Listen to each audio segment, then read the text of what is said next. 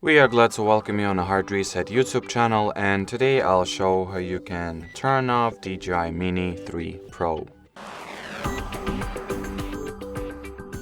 So, in order for you to completely shut down both drone and its remote controller, on the drone part you'll need to press and hold the power button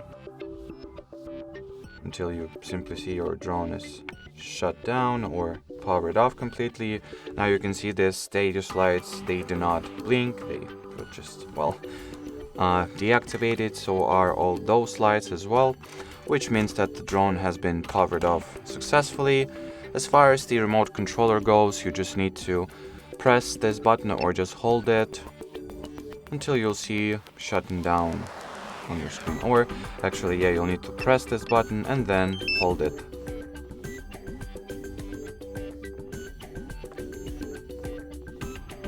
And once the status light stops blinking, that means that the remote controller has been deactivated successfully. So that'll be it for this short and simple video. Thanks for watching and bye bye.